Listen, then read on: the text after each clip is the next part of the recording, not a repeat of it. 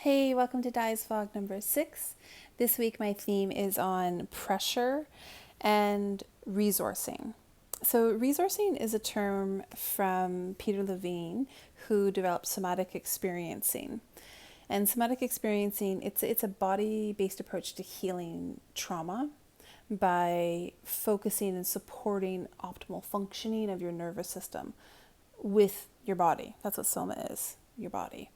And that's why for me, like I'm a yoga therapist. I've been doing this therapy since I was 19. So both professionally and personally, I have, 3 decades worth of deep diving into healing. And then given, my 4 herniated disc and my ehlers downloads and my endo, all the beautiful personality signatures of my body, I really get into it. And so I wanted to preface this video by talking about somatic experiencing, because I know it could put people off to be like, what now? You're using JiuJitsu to heal trauma? That doesn't even make sense. But for me, it actually makes total perfect sense, because JiuJitsu is all about finding comfort under pressure, receiving pressure, applying pressure, learning how to survive. And so somatically, that lends itself beautifully to finding out where you are on a daily basis. Like what's lurking underneath the surface, so to speak. So we were working this spider grip and this lasso guard pass, and feeling this pressure from the opponent on top and actually pulling them into me, pulling them off center line through the grip control, pivoting the hips, and then trying to maintain posture as the top person. Again, it's just there's pressure, pressure, pressure. And so this resourcing that you do in somatic experiencing, it's just basically this practice of inviting your mind body to attune to sensations of safety or goodness, no matter how small they may be. So with my BJJ practice, I'm constantly resourcing back to a feeling of goodness, to a feeling of safety, recognizing if I'm getting too activated or that CPTSD is, pulling me out of my body. I can resource back into these little bite-sized feelings of goodness. So just repping this, swivel your hips, place my feet on the biceps, pull her grips, start to transfer my weight into the shoulder girdle.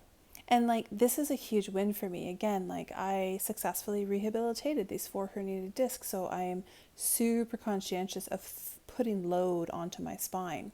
So skeletally, I'm making sure I'm transferring my own body weight into a shoulder girdle, not putting pressure on my neck. And it's a huge win to be able to execute this and set myself up for this possible triangle choke. And so, I don't want you to be dismayed when I'm throwing these terms out to you. I'm hoping that I can encourage and inspire you as somebody who really does this deep dive every single week into how to manage these trauma anchors or this CPTSD that's always the kind of lurking underneath the surface.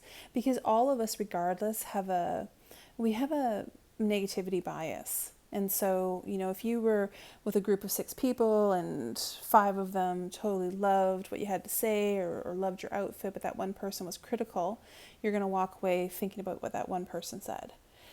People who have CPTSD or trauma anchors in their past operate from this negativity bias, thinking that they're constantly under threat. They're not in safety. And so they're always in this high alert mode.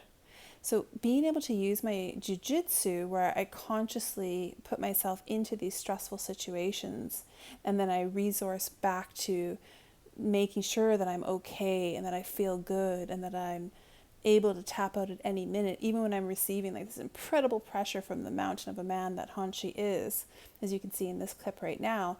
He doesn't give anything away for free. There's pressure coming in at me. I could feel my sacrum just actually completely adjusting.